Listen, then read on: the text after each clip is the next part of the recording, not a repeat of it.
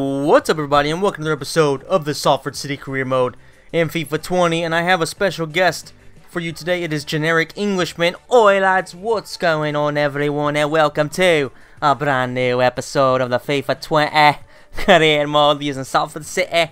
We are currently sitting top of the league with a brilliant amount of points. It's quite frankly an amazing season. Alright guys, I'm sorry about that. Alright, I was thinking about doing the whole episode doing just like a regular English accent, not some weird shit like that, but changed my mind.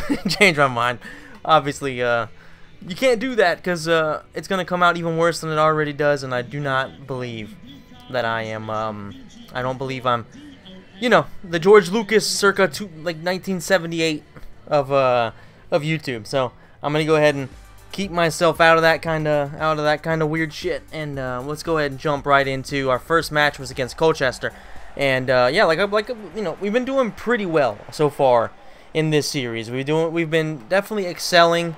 Well, maybe not excelling. Honestly, we might be a little bit underwhelming because we have an amazing team for this level, and I mean, yeah, we're doing our jobs, but we aren't like undefeated. And Ketia makes it 1-0 after 15 minutes, or 16 minutes, I should say. I mean, like, yeah, we're winning, we're keeping ourselves top of the league, but I mean, that's kind of to be expected with a team like this compared to everybody else we're playing against. Too, they would dream to have a player with the amount of talent that Nketiah has. They would dream to have, you know, guys like Medina and, you know, people that have a decent career ahead of them. So, and we hit the post there, almost made it 2-0. Opportunity once again for Nketiah, who does not miss. He makes it 2-0, and we're already cruising against a tough team like Colchester, who I think have 14 wins instead after 17 matches, which is pretty damn good. They're not a bad team at all, and for us to be a 2-0 up already is pretty good. Definitely feeling confident for this entire series. 60th minute.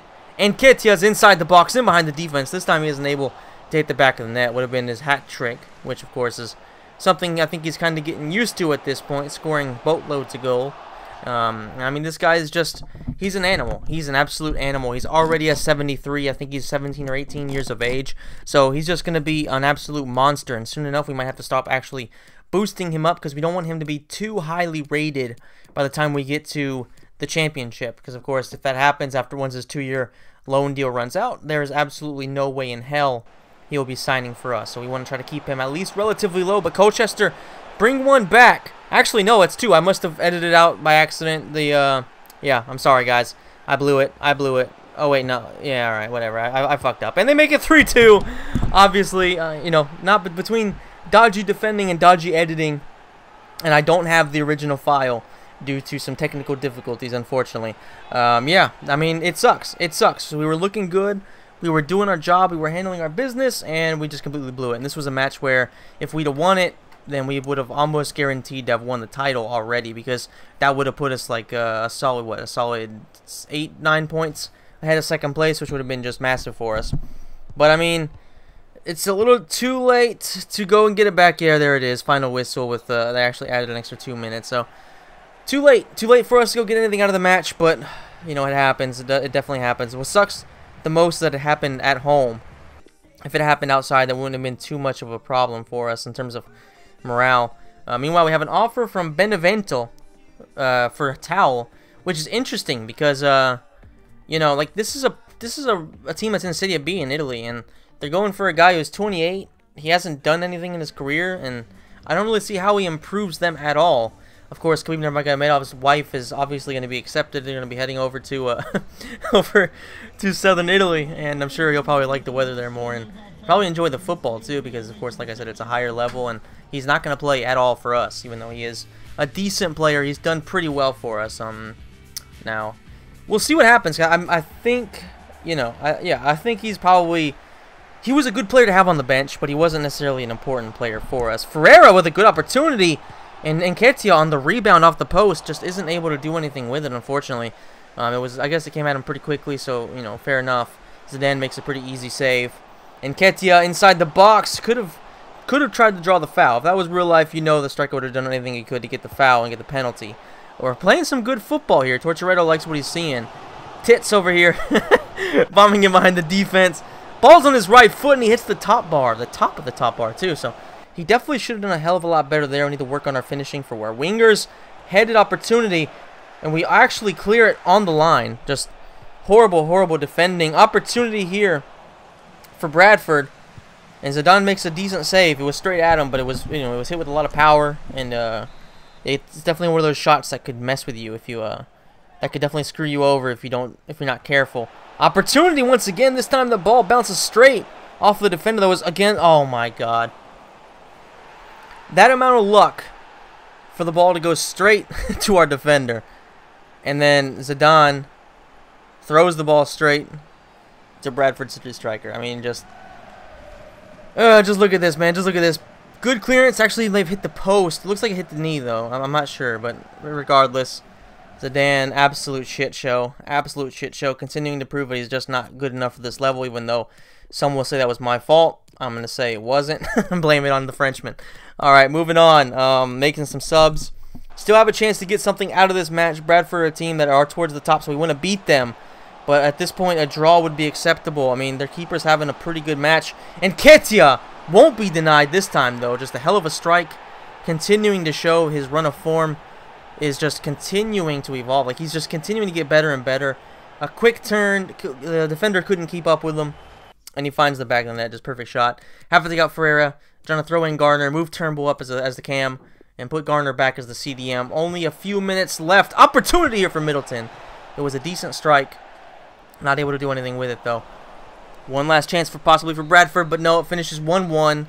So 2 matches, 2 very, very, very disappointing results at home, which just adds, honestly, it puts salt on the wound, because we could have been long gone at this point. These are 2 teams that were right there in the top 5, so we definitely needed to win. Hopefully, simulating against Exeter, there you go, 5-1. That's a good result. That's positive. That's what we needed. Simulating, we should be fine. Going against Mansfield.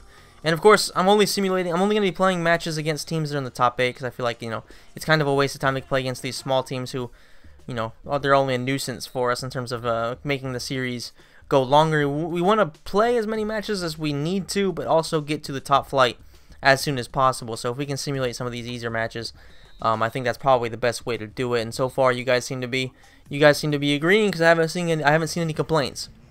So I'll continue to do so until people start to complain and give me an actual, you know, well-thought reason to why that's not a good idea. And as long as it continues to work, as in we can actually win matches like that, then, you know, no need to be too worried about it. Now it's time for the Leasing.com Trophy Final. This is not the area final. This is the actual final against a huge club like Sunderland. And Titsavili over here has a good opportunity but misses it. Ferguson with the ball on his left foot. McLaughlin makes a decent save. And let's not forget, this is a Sunderland side who have been in just desperate times for the last 4 or 5 years. And we're looking even worse for them right now as a small club like Salford City go 1-0 up after 9 minutes. And it's just kind of showing that this club, they have no sense of direction, both in real life and in FIFA. And they would be kind of like an interesting team for a future series because they're in such a shit situation right now. Maybe in FIFA 20, if I decide to pick up the game, maybe I'll carry Sunderland to, well, you can't really say past glory because they've never really had anything over the past, 100 years. But, or maybe I might be wrong about that, but I'm pretty sure they haven't really done anything. Like even, even before I was watching football, which was '98, and I'm not a historian for Sunderland, but I'm pretty sure they've had some okay seasons, but they haven't really been a huge club historically. I mean, they're good. They're obviously they've been in the Premier League a lot, so they are a big club in the grand scheme of things, but they aren't a huge club, you know what I mean? So that could be an interesting series. Let me know in the comments what you think about that idea for FIFA 21.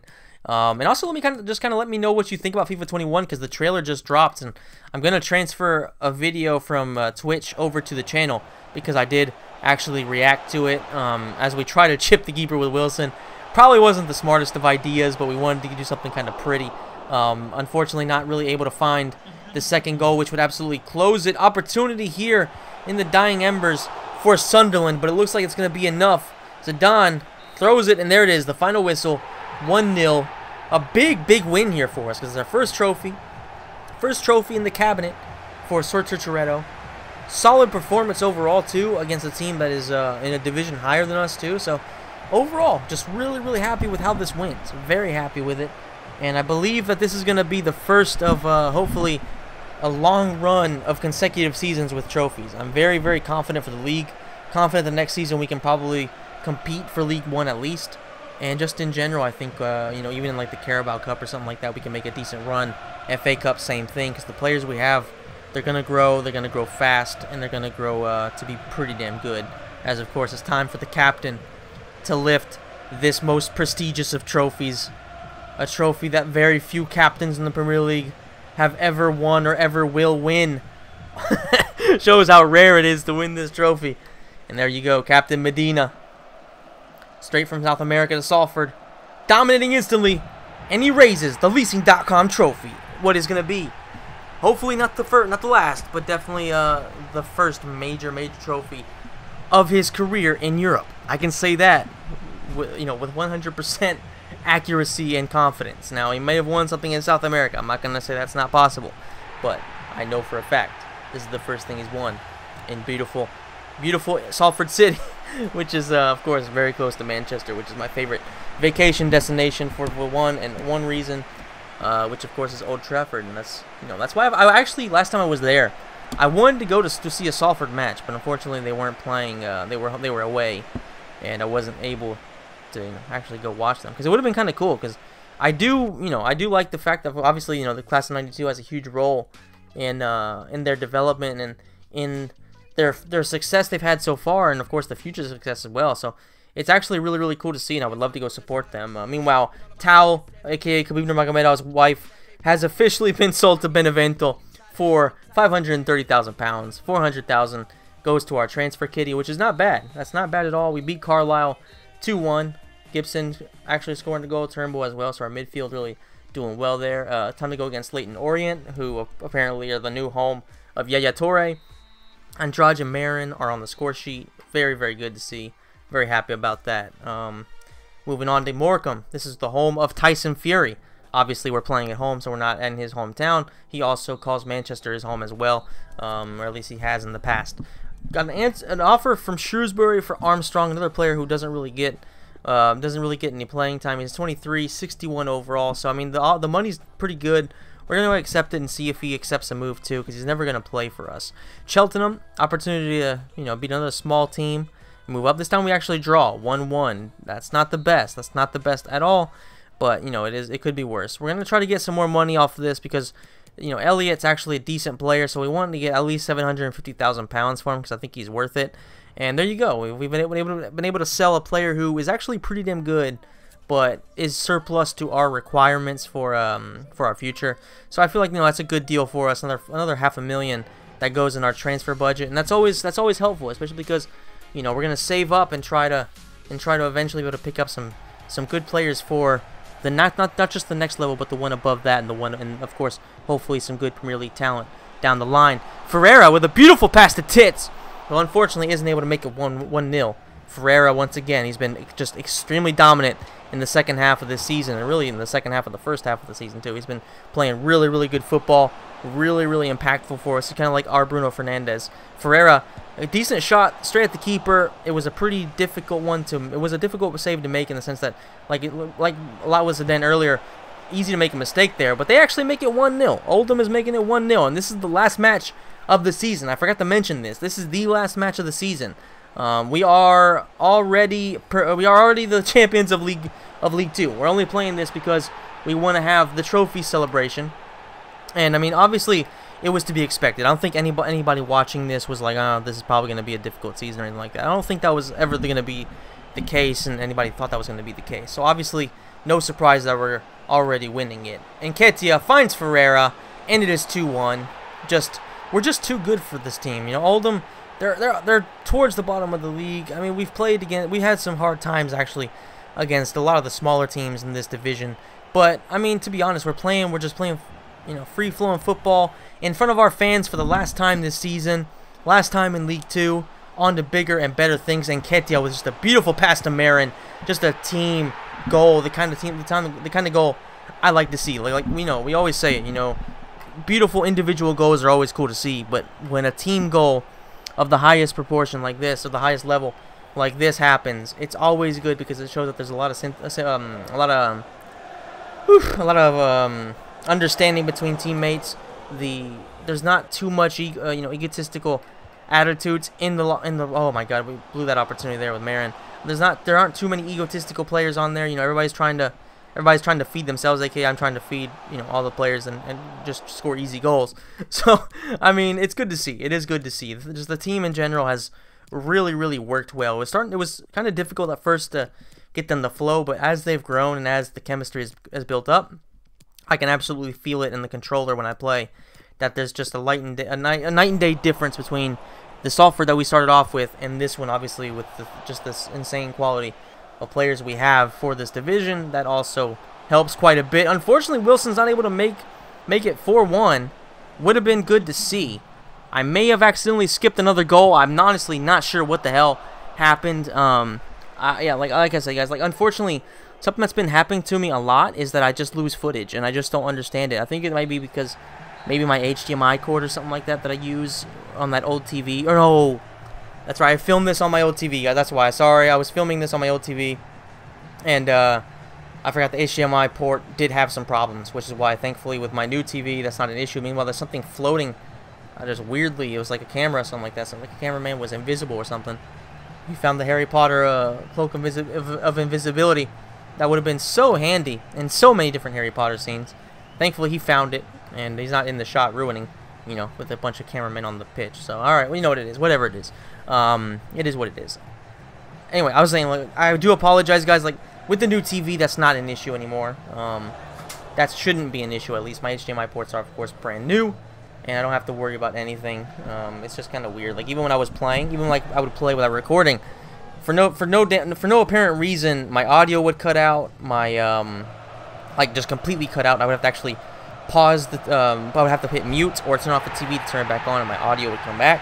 At times the video feed would just completely cut out, and it was really frustrating. And obviously, it's even more frustrating when you're trying to do a YouTube series and you're already not the best editor, and then all of a sudden this stuff happens. It's frustrating, but it is what it is. We win the trophy. We won League 2, which I would say, I definitely said throughout this entire series, was our main goal, our main objective. That's pretty much the only thing that mattered, and I'm happy to see that we are, of course, at the very least, reaching the objectives we set ourselves. That was the biggest thing we could do this season, and we did it. We also won a cup along the way. I think that's probably the only realistic cup we could have won, because when the FA Cup, you have to go through, you know, your Liverpools, your Man Cities, your Uniteds, your Spurs, all those top teams, and the same thing with the Carabao Cup. So it's not really likely, even though the Carabao Cup, you can potentially win it, because they, you know, the bigger teams tend to rest their starters, and they tend to play a lot of their young players. So it's a bit more winnable, but honestly, like, I'm not too worried about that. That'll be important for future seasons. But right now, we have won League 2. And let's see what kind of wow, only 1 million. I was hoping for at least 3 or 4, you know, because that's always good for this level. But you know, 1 million that doesn't really help us in any way whatsoever. We're not really in the market for players that could be that low. I mean, definitely not players that are interested in coming to us. Let's put it that way. So we actually won with a 16-point, you know, gap over Colchester. So just a huge season for us. And one of the things that kind of made it, you know, I don't know, it seemed like it was closer, was the fact that we had a lot of games in hand. But I hope you guys enjoyed the first season of this series. If you did, please hit the like button, subscribe to the channel, hit the notification bell, and let me know what you think the future holds for Sir Torturetto Salford City. And thank you guys so much for watching, and I'll see you in the next one.